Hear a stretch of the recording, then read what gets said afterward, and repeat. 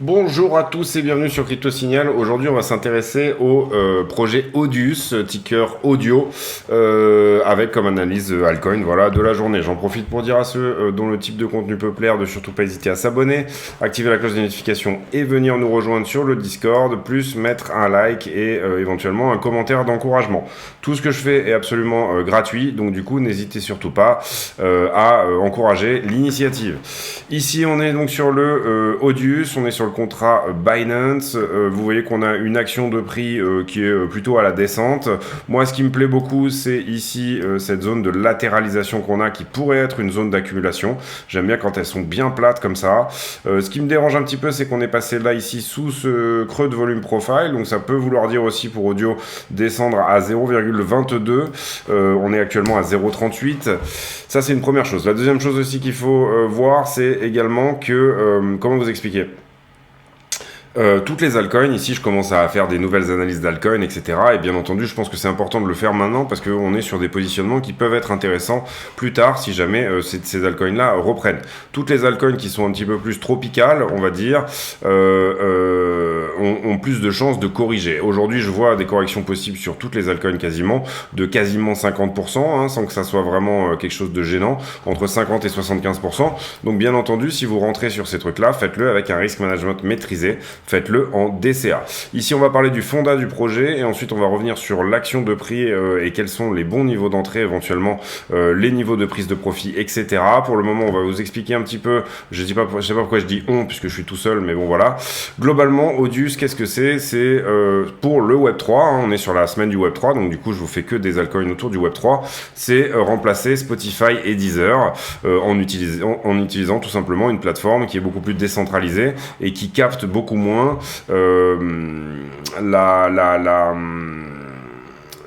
si vous voulez, voilà. Spotify et Deezer ont été mis en route à des moments où, bien entendu, il y avait énormément de hacking. Tout le monde allait sur, je sais pas, LimeWire ou allait prendre tout simplement les artistes, aller gratuitement chercher les trucs des artistes, et finalement on nous a offert cette bibliothèque magnifique qui est Spotify et Deezer, et qui vous permet, grâce à un algorithme en plus, de vous présenter des nouveaux morceaux, etc. en l'occurrence. Mais ça a vraiment été pas une très bonne nouvelle pour les artistes, au sens où du coup, pour un stream, vous voyez, vous gagnez entre 0,005 $, entre 0,3 et 0,005 $ par stream. Donc ça veut dire que pour faire 4 000 $, globalement, il va falloir que vous fassiez 1 million de streams sur Spotify. Donc bien entendu, pour les petits artistes, c'est vraiment pas génial, et même pour les gros artistes, on va dire que ça a diminué une grande partie de leur rentabilité sur l'audio, on va dire, sur les supports audio. C'est pour ça que les artistes aujourd'hui se récupèrent beaucoup sur tout ce qui est la scène, le merchandising, d'autres choses, etc. Et par exemple, dernièrement, les NFT ou ce genre de choses. Mais ce qu'il faut comprendre ici, c'est que on a une valeur ici qui est captée, et c'est le problème du web 2.0. On pourrait dire que ça serait par exemple le même problème pour YouTube, où finalement YouTube ne fait que centraliser les personnes qui recherchent du contenu vers des créateurs de contenu, mais la vraie valeur, elle est tout simplement créée par les créateurs de contenu. En tout cas, c'est ce qu'on peut se dire. Et bien entendu, quand tout le monde va migrer sur ce type de plateforme où la valeur des créateurs de contenu est restaurée, on pourra ici éventuellement avoir des projets comme Audius qui se développent. L'idée ici sur Audius, vous le voyez là sur le site, c'est tout simplement de partager de la musique et puis ensuite d'être monétisé. Vous êtes payé en audio, hein, c'est-à-dire que les musiciens sont eux-mêmes payés en audio, et donc du coup ça crée du token de manière à rémunérer les artistes. Donc tout le monde y est un peu ici gagnant sur ce type de contenu, si tant est que les musiciens veulent réellement, bien entendu, adopter ici la crypto.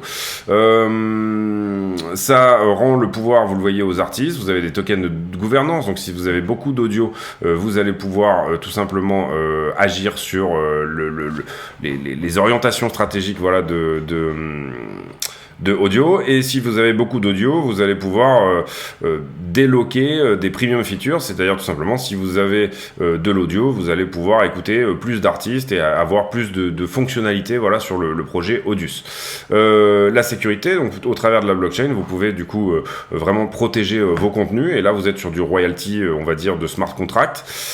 Et puis ce qu'on peut voir sur le projet global, c'est que malheureusement c'est juste un token, hein, pour l'instant c'est un token, ça n'est pas une blockchain totale, mais que vraisemblablement la nouvelle génération sera de vraiment faire du Web3 streaming platform, c'est-à-dire vous pouvez aussi hoster des artistes, hoster du contenu chez vous sur du disque dur par exemple, et vous faire rémunérer en audio. Tout ça sera rémunéré en token audio ou développé sur une nouvelle blockchain. Ça je sais pas exactement. N'hésitez pas à aller voir ici tout ce sur quoi vraiment le projet est en train de se monter, pour vraiment bien comprendre de quoi on parle. Mais globalement vous avez ici une bonne partie du contenu, en tout cas du fonda. Vous voyez qu'il y a déjà quelques gros artistes qui sont rentrés un petit peu sur cette plateforme, et en gros, au plus on aura d'artistes et d'adoptions, au plus il y aura de streaming en ligne, au plus il y aura éventuellement la possibilité que Audius sorte du lot. Qu'est-ce que nous a donné l'action de prix d'audio ces derniers temps? Vous voyez qu'on a eu un très joli pump ici jusqu'aux 5 $. Donc on a fait ici une très belle action de prix, on va dire, de à peu près 3000%. Donc narration, est-ce que ce coin est mort ou pas? C'est ce qu'on va essayer tout simplement de décrypter ensemble. Pour le moment, on va décrypter d'autres choses, c'est-à-dire tout simplement quelle est la trendline. Pour moi, c'est voilà, on va essayer de voir si on est dans une bonne localisation ou pas. Pour moi, la trendline, elle est globalement, la dernière en date, c'est ça, et on en a une autre également ici, vous le voyez là, tac, sur les deux plus hauts précédents, hop, comme ça. Donc oui, on est de l'autre côté de la trendline, donc ça c'est plutôt une bonne chose par rapport à la localisation. Ensuite, sur les ratios de Fibonacci, vous le voyez là, on est en train de se mettre au plus haut, au plus bas. On est passé sous les 0,9, donc ça, moi, c'est pas très engageant, je trouve. Si jamais on se mettait ici à 0, ça donnerait à peu près la même chose, je pense. Du coup, tu as dû partir de quelque part autour de 0. Oui, voilà, on est passé sous les 90. Ça, moi, j'aime pas trop voir ça. Néanmoins, j'aime beaucoup ici ce plateau là que Audio est en train de faire, avec peut-être une nouvelle réaccumulation pour éventuellement aller péter ce niveau-là plus tard. Vous comprenez ici que 90% des coins qui font ça vont à 0. On va dire 80, voilà, mais globalement, voilà. Là, ce qui m'intéresse, moi, c'est que c'est du Web3, c'est autour de la musique. Moi, j'aime beaucoup la musique, donc c'est du coup vraiment un secteur qui me botte bien. Et puis, je trouve que le fonda est plutôt sympa. On ne serait pas contre ici à avoir des remplaçants en ce qui concerne Spotify et Deezer. Ça, c'était la zone de rechargement vraiment premium. Pour moi, voilà, on est passé en dessous, ça me dérange un petit peu. Et vous voyez qu'on n'arrive pas à repasser les 0,90%. Et là, présentement, on est passé sous ce qui était auparavant ici un support. Si j'arrive à l'attraper sans le voilà, on va enlever les bancs. Ici, là, vous voyez, en gros, on est passé là-dessous. Et ça me plaît pas beaucoup non plus. C'est-à-dire que, en gros, là, on a un support, effectivement, sous cette ligne qu'on avait eue au tout début du bull run. On avait ici une petite période d'accumulation. Et là, on a un support, mais vous voyez qu'on est quand même passé dessous. On a déjà clôturé au-dessous. Bref, tout ça n'est pas forcément hyper engageant. Donc, je conseillerais ici de mettre un tout petit pourcentage de votre capital. Vous comprenez qu'on peut faire des 3000%. Donc, ça, c'est plutôt une bonne chose, hein. Voilà, on n'est pas contre ici des x30, x35 sur un projet. Mais qu'il faut y aller tout doux, tout tranquille, sans s'exciter, sans mettre toutes ses billes dans le même panier, tous ses œufs dans le même panier. Donc voilà, localisation, c'est plutôt oui, hein, puisqu'on est largement en zone de rechargement. Petit ici disclaimer en disant on est passé sous les 0,90. Moi je préfère les coins qui ne perdent pas ce 0,90 là, mais là en l'occurrence pour le moment c'est le cas. La structure, vous voyez qu'on commence à la voir là, il faudrait péter ici, et je pense qu'on l'a pété d'ailleurs. Hop, ouais, c'est sporadique, mais on l'a pété, on est monté au 42, on n'a pas vraiment fait le pullback dessus, mais on a un petit début de structure ici. Alors moi, ce que j'aime pas, c'est que ce W là, il est penché, on préfère si ce point là était beaucoup plus bas, mais vous voyez que c'est le cas sur celui-ci. Donc en gros, on n'est pas loin ici d'avoir, si je me mets en weekly, un quasi W weekly, on le voit peut-être pas bien en weekly. si, il commence à apparaître, oui. Alors, on aura confirmation de la cassure ici. On a eu confirmation de la cassure, donc on a effectivement un W weekly. Vous comprenez qu'ici, ça peut latéraliser et rien faire pendant un moment, hein, c'est-à-dire que tout simplement, là, il est tout à fait possible que audio temporise pendant un certain temps à plat et qu'il soit réaccumulé pendant ce temps-là. Ce que je trouve assez engageant, et du coup maintenant, donc on a fait la localisation, la structure, et maintenant on va regarder le momentum. Le momentum en weekly, pour moi, je trouve qu'on a ici un point d'achat sur le cipher avec divergence. Donc ça m'intéresse beaucoup. C'est-à-dire que vous avez une divergence ici weekly plus un point d'achat sur le market cipher. Si vous comprenez pas ce que je dis, n'hésitez pas à aller voir mon tuto sur le Market Cipher. Sur le Market Cipher, on a un money flow qui augmente. On est sur des points de RSI qui sont pas déconnants.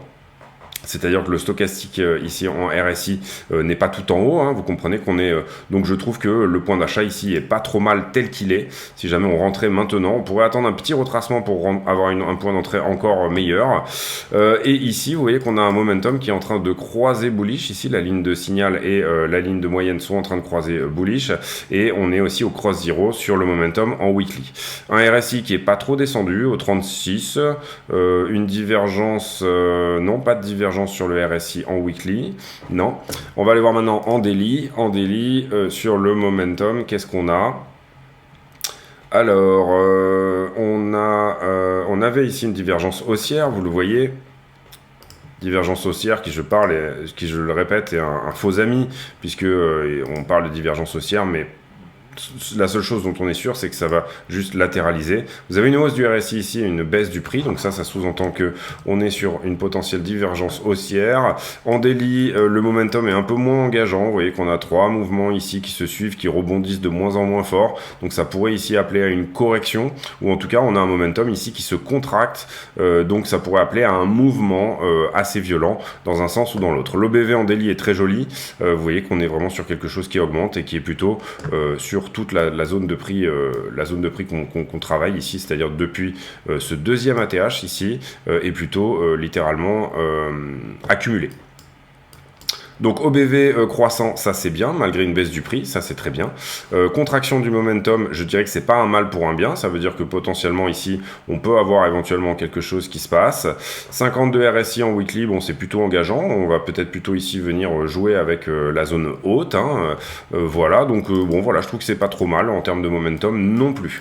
Donc localisation c'est 8 mai, structure c'est 8 mai, puisqu'elle n'est pas encore breakée et qu'on peut ici avoir peut-être un meilleur point d'entrée avec une légère correction. Rentrer un petit peu plus bas, ça serait peut-être pas vraiment quelque chose de stupide à faire.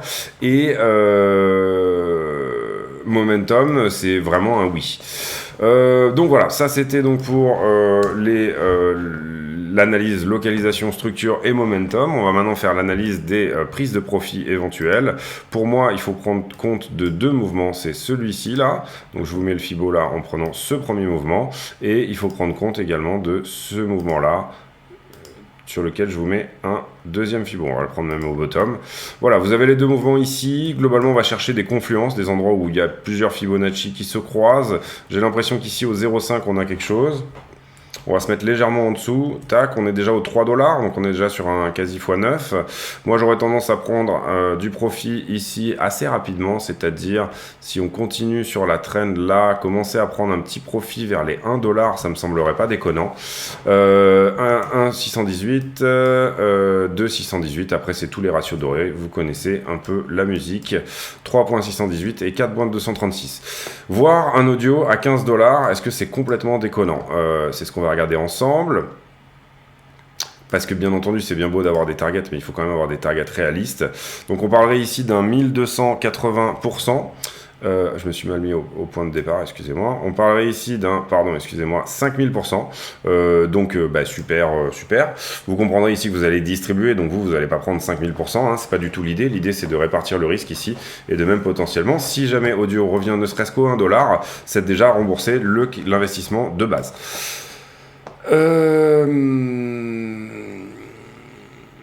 market cap off, de manière à voilà, essayer de voir si audio pourrait être éventuellement à 15 $ un jour. Je sais pas combien est coin market cap, combien il est audio.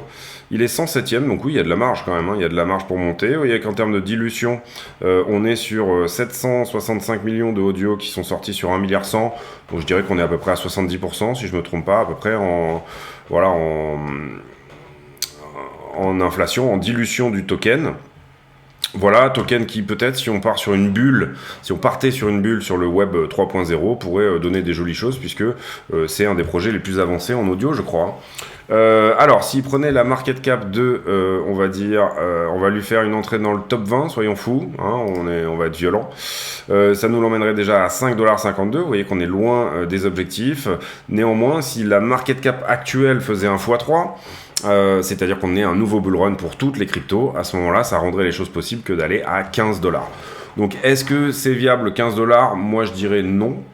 Ça me semble quand même un petit peu trop. Après, c'est à vous d'apprécier, hein, bien entendu, tout ça. Est-ce que c'est viable 15 $? Je dirais non. Personnellement, j'aurais tendance à arrêter les profits là où j'ai une jolie confluence ici entre ces deux mouvements. Donc voilà, j'arrêterai les profits autour des 12-13 $. Ça serait déjà probablement jamais atteint. Donc c'est pas grave. Après, vous aurez du audio, vous le garderez. Si ça redescend, vous le rebaisserez. Si on va ne serait-ce que déjà aux 5 ou 6 $, eh bien, vous pourrez ici éventuellement vous dire qu'on n'atteindra pas ces niveaux-là et le revendre même tout en bas. C'est pas la question. La question, c'est de savoir, est-ce que le projet, il bouge? Est-ce qu'il est ici, à l'instant T, travaillé ou pas? Pour moi, personnellement, un des premiers trucs que j'irai voir, c'est le Twitter. C'est-à-dire que j'irai voir le Twitter du projet Audius et je regarderai est-ce que ça a tweeté, ne serait-ce que dans les 2 ou 3 derniers jours. Là, vous voyez que ça a tweeté le 19 juillet. Vous pouvez aller voir aussi le GitHub, voir combien il y a de personnes dessus. On pourrait aussi éventuellement aller voir, bien entendu, sur Messari, regarder les investisseurs dessus. On voit qu'il y a Binance et Coinbase et on voit qu'il y a Pantera. Donc on a quand même du joli investisseur là-dessus. Est-ce qu'ils ont déjà TP ou pas? On ne peut pas le savoir, bien entendu. Ici, vous voyez que ça vous explique également une autre manière d'expliquer le token. Et puis voilà, toutes les solutions décentralisées avec un portefeuille pour partager de l'audio, etc. Bon voilà, vous comprenez ici que le projet est assez complet. Pour l'instant, pas du tout mis en place et on n'est pas du tout sur quelque chose, on est vraiment sur une potentielle start-up, on dirait, voilà, sur ce qu'il est en train de se passer. Quelques artistes qui sont dedans, vous avez vu Steve Aoki et voilà, je me rappelle plus exactement, Katy Perry, etc. Des gens qui sont éventuellement sur le projet. Voilà, globalement, moi je trouve que c'est pas mal du tout. Je sais pas s'il y a projet de blockchain total ou s'il y a juste token au départ. Ça, ce serait vraiment la chose pour moi à essayer de regarder. Je trouve que ça aurait beaucoup plus de valeur si on était sur vraiment une création de blockchain complète, c'est-à-dire le développement d'une blockchain entière. J'ai l'impression que c'est le cas parce que ça explique ici des protocoles, des choses comme ça, etc. Donc on a le token audio, les tokens artistes, mais si je me trompe pas, je pense qu'on est sur un token ERC20 assez basique avec des smart contracts derrière. À voir vraiment. Pour moi, ça aurait beaucoup plus de valeur si vraiment la musique, etc., était vraiment stockée sur une blockchain propre et avec restitution des royalties directement en coin, quoi, tout simplement. Voilà, enfin que tout ça soit fait de manière vraiment décentralisée et vraiment Web3. Si on utilise juste le terme Web3 sans utiliser les avantages du Web3, c'est-à-dire impossibilité de censurer, réelle appartenance